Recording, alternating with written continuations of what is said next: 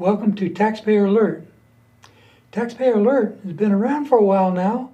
We're up to maybe 150 episodes, and we're starting to learn more and more all the time.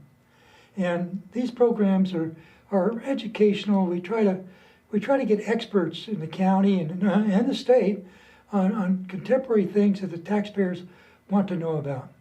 Well, this session is no different. Our guest this time is Kathy Gomes, our Auditor Controller for the county. And Kathy has got quite a background. Kathy, give us a little bit about your background. Of course. And welcome. Thank you. It's great to be here. I moved to Calaveras County probably over 30 years ago. Not probably, definitely over 30 years ago. And started... Yeah. Right. Started working in the assessor's office. I was the auditor appraiser there, and I did valuation and auditing of the unsecured tax accounts.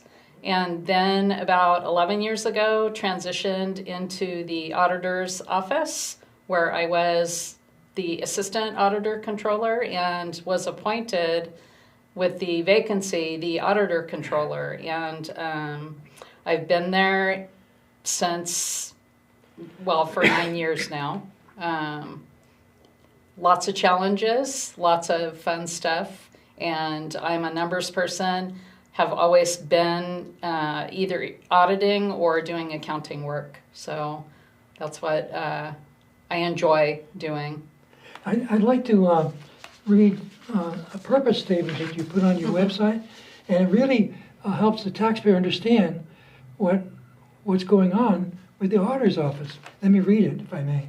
I don't have my glasses, so I might be a little slow. Goals of the Auditor Controller. Seek transparency in everything we do at the local level. Pursue adoption of policies that prevent fraud or the perception of conflict or fraud. Maintain accurate financial data and make available to the public. Follow all laws. Well, could you ask for anything more from an auditor? I think that's very good. Now, I understand we have a couple items that we want to make sure we cover. What does the Auditor Controller's Office do, actually? Well, we actually do quite a lot. My task is to be the chief accounting official for the county. And so we set policy and procedures in accounting mainly, and a lot of those have to do with requiring departments to follow procedures that keep us in compliance with governmental accounting standards. And so there's the policy part of it. Then the other thing that we do is we are the department responsible for cutting all the checks to vendors, to employees. We do a lot of budget monitoring in the process of issuing those checks, because we need to make sure that there actually is a legal reason to make those payments. And we calculate tax and bond rates that if you're a property owner, you're going to see specific payments that are included with your property tax bill. We monitor and manage and record all of the revenues that come in. And a lot of it we do not just for the county departments, but we do it for special districts and joint power agencies within the county. So we're busy all the time. Yeah. Do you ever lose track of any money? We we do not lose track of money. Sometimes a department might lose track of money, and but you catch them.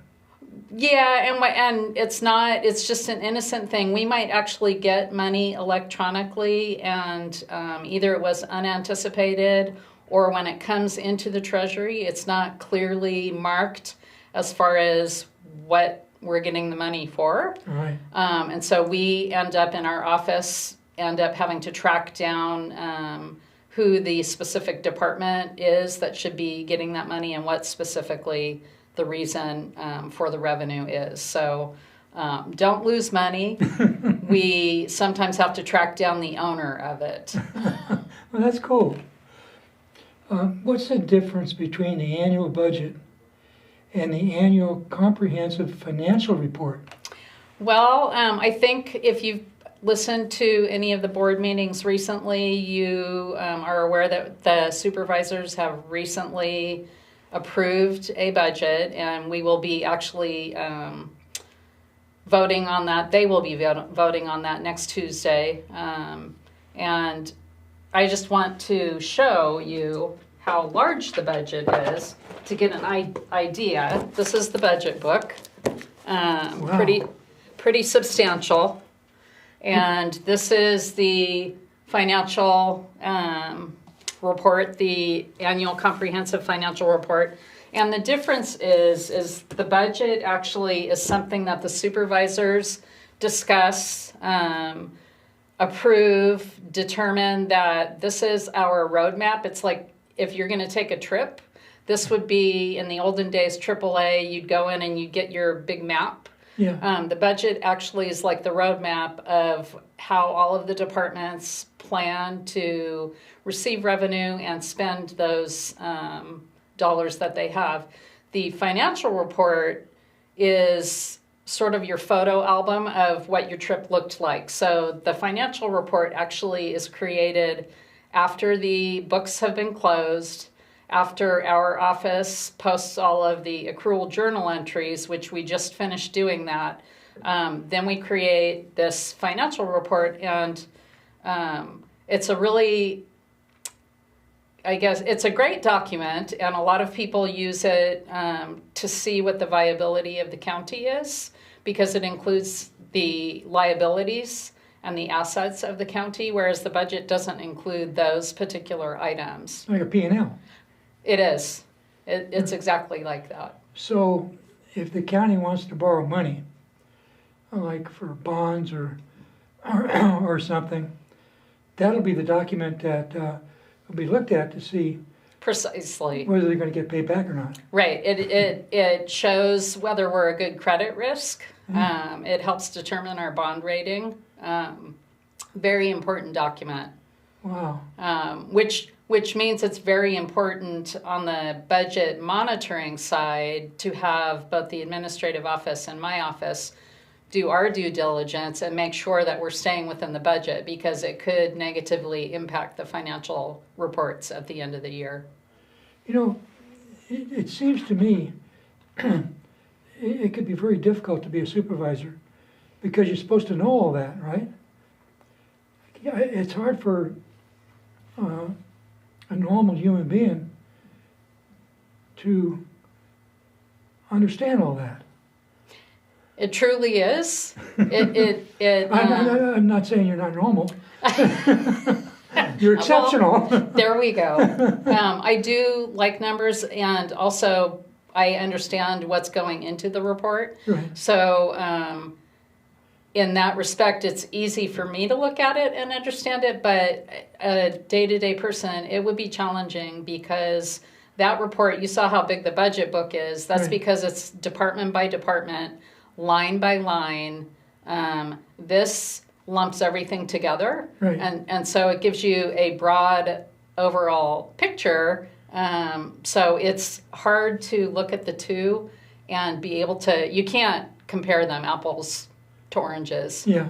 You really can't. So, but it is a very, very, very important document.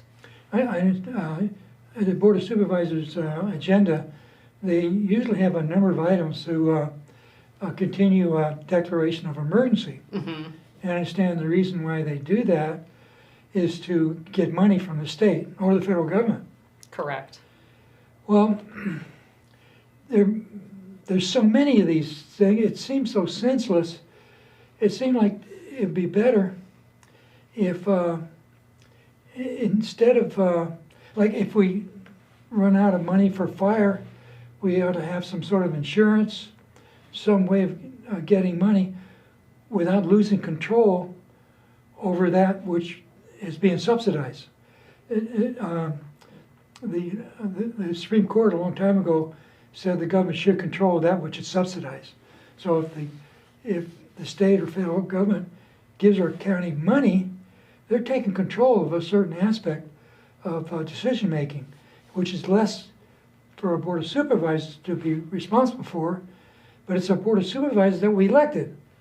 You know, and Right. It is a complication and it's a frustration. And supervisors, administrative office, my office, it becomes a very complex dance because of the rules and regulations that Right. exist. And you're right, we have to keep those declarations going Right. because the funding has not all been received. And if you close out the declaration, Yeah. then you're saying emergency doesn't exist. And then the federal government or the state can say, well, we don't need to give you emergency funding because you are saying it doesn't exist. Right. So it is a very sometimes frustrating experience, but there are a whole bunch of rules and regulations that we follow. And, you know, part of that is really truly for the taxpayer's benefit because it requires a whole lot more transparency. Right. A whole lot more oversight over what the supervisors are deciding, what department heads are doing with the funding.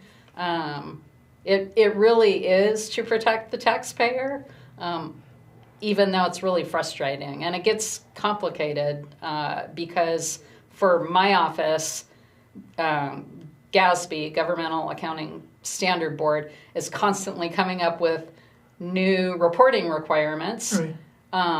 In an effort to be more transparent. And a lot of it has to do with reporting on the financial statements.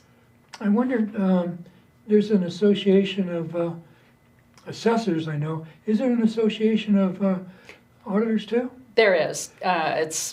We call it CalSACA. It's California Society of Auditor Controller. And yeah, it is a great group. It's a great opportunity to run issues past your contemporary auditors within the state of California. And annually, we have tried to have conferences to go over some of the upcoming issues. That's what I was thinking. Maybe if there's to be a solution to improve local accountability, maybe it's to come from these associations. I know the board of supervisors has several that can lobby the state representatives to try to streamline local government a little better. Otherwise, we just get deeper and deeper in regulations and rather than have transparency, you get a fog. And I absolutely agree with you. We have a current one that is going into effect in this current fiscal year, GASP 87, and it's thrown most departments or most counties in a loop because the requirements are pretty strenuous on how to reflect certain leases. And so you can't just say, I'm going to choose these 5 leases. You have to look suddenly at every lease. Oh, wow. And you have to decide, is this, to be reported in this very specific way? And then you might have to change your accounting structure in order to capture all of those in the new required manner. So it's continual. Wow. Well, anyway, there is a way for a better tomorrow. Yes, yeah. We just kind of have to work on it. Yeah. Now, what is the annual audit? What's involved with that? Yeah, so what that is government code, another law, requires an annual audit. And really what that is a outside CPA firm with very specific requirements. Basically, they have to know how to do a governmental audit. They are hired, and we have a new firm this year. They look at the work that my office has done to make sure that we have actually recorded revenues correctly. We have the correct internal controls in place, that when we say it has to have certain approval in order to pay it, they're looking for those approvals. And then at the end of it, this particular CPA firm and the one prior to that helps us put together the financial reports that are then produced. Oh, so that ties into the financial. So yes. After the audit comes the financial report? Correct. All right. Correct, because these actually are audited financial reports. So, all right. Yeah, so it's a very important step in the transparency and just making sure that you don't have fraud, that that you are actually reporting clearly and correctly to the users of the financial report, that you are accountable to the taxpayers. Oh, well, that's cool. Don't you agree? Now, we got new form of taxation. We get taxes from cannabis. And how much money do we get from those people? So we passed Measure G because we allow commercial cannabis activities within the county. And so just in the prior year, we earned $2.47 million we collected in excise tax, and that would include both the new commercial cannabis growing operations and also the dispensaries that we have, the retailers. This year to date is just shy of $900,000. And so let's just say that's the end of the quarter, because we're coming up on that pretty quickly at the end of September. If you multiply that by 4, then 3.6 million maybe will be collected. We've actually budgeted 3.2 million that we're anticipating to collect in excise tax. Now, how's that compare to the overall budget? Well, what is the overall budget, roughly? I can pull it up and look. I don't have the number memorized. It's over 100 million. So, okay. Let's say it was 100 million, then it'd be about 3 or 4%. Yeah. Okay. The great thing about it is that actually is discretionary. So that is one of the revenue streams that the Board of Supervisors gets to allocate how they see fit. A lot of times the revenue streams are restricted, and so they can't put it into law enforcement because that particular revenue needs to be used for health and human service. So when it's discretionary dollars, it's a good thing. So the cannabis tax is at this point looking like it will be a pretty decent discretionary source of revenue for the supervisors to allocate to budget.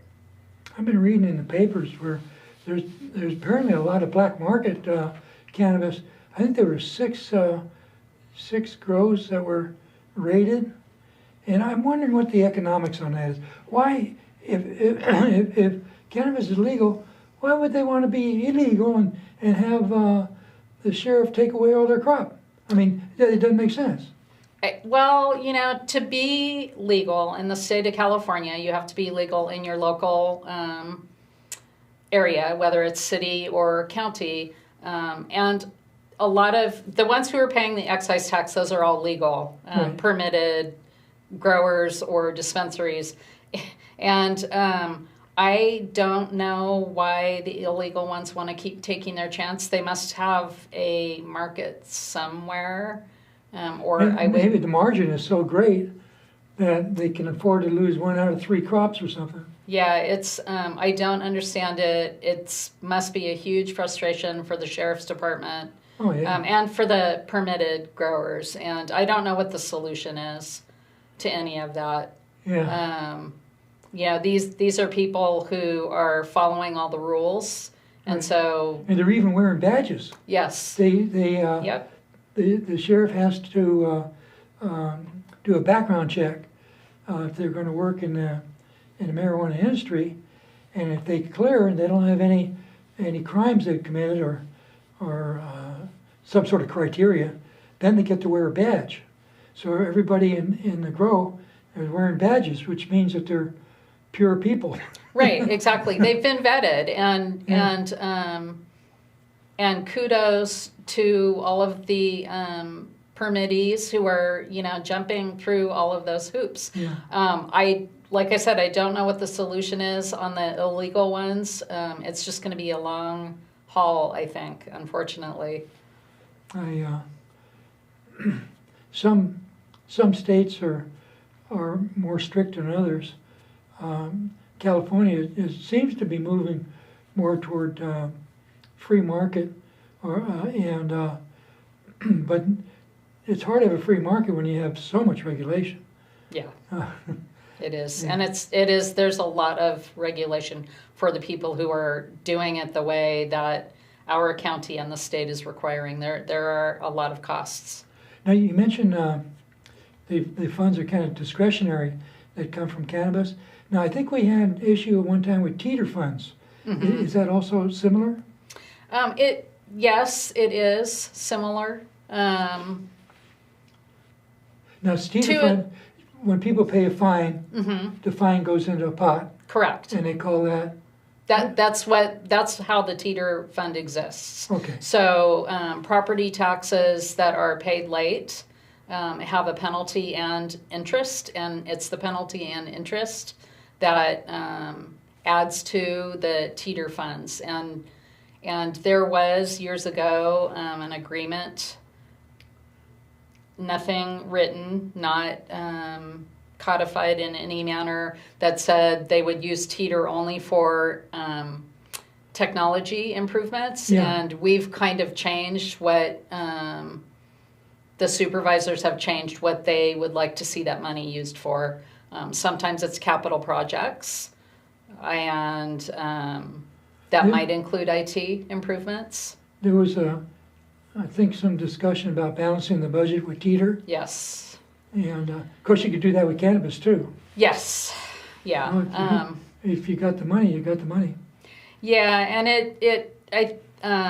the administrative office has been really clear. They're using significant portions of the teeter fund in order to balance the budget.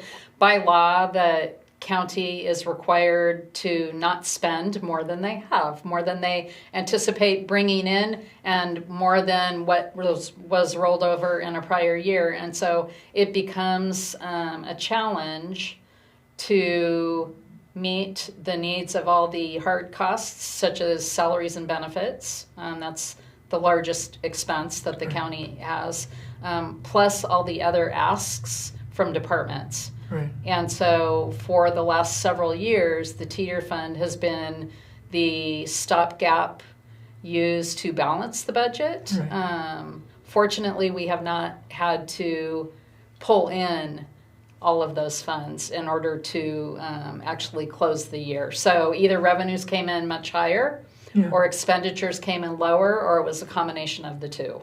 All right. How much money goes, what's the picture look like on teeter? Does it kind of like maybe 5% of the budget or 1% of the budget, and some years it goes up and other years it goes down? What's the picture with the teeter fund? It essentially is increasing approximately $1 million a year. But it depends. So there was a period in time when I think there was, what do they call it? They forgave interest and penalties. So that reduced the teeter. Yes. And there was another time where, and I think that it was clemency is what it was. And if you paid by a certain day, we would forgive you all of that. And so we suddenly had a lot of people who paid on time. There were changes in tax law when I think it was the SALT deduction on income taxes changed. And so people were not going to get the benefit of doing a deduction on their income taxes for property tax. And so suddenly all these people prepaid. So there are things that happen in other areas that may influence the collection rate, and that ultimately will influence how much revenue comes into the teeter fund. Yeah, so it seemed like the higher amount of money it means there's more penalties people are paying, Right. which, It's not a good thing. yeah, I Not- think that could be oppressive. Yeah, exactly. Exactly. Yeah, it seemed like, well, taxes can't be voluntary, of course, but it seemed like that everybody would agree that they're certainly necessary, and in order to live in a free society with security. Now we have 5 minutes left in this session. The one thing that's had an effect on a lot of offices and government is the COVID laws. How does that affect your department? So when COVID hit, it was just after I was appointed. Oh no! Happened just after I was appointed, and so my department, what we decided to do is we closed our door to the public, and most of the traffic that we had coming into our office was special districts and other departments, because we're handling the deposits, we're handling payments, we're handing them, approved checks that we've issued. And so we ended up closing the door and doing almost everything either through interoffice mail box or online. We now do a lot of electronic files, and it actually has made our office more efficient. Oh, cool. Which is great. The other thing that did happen, for any parent who has young children, school-age children, and we have a few staff members with young children, they suddenly had kids at home that they were helping teach. Right. And there's no childcare. And so one of the things that we did, and I think other departments did, is where possible, we allowed staff to telework. And so they would do their work early in the morning, teach their children in the afternoon, and then do the additional hours later in the day. And it seemed to really work well for our office, and certainly for those staff members affected. That seems to be thoughtful and also kind. Well, we've come to the end of our session. We hope you've learned something, and thank you for being our guest. Oh, thank you for having me. It was fun.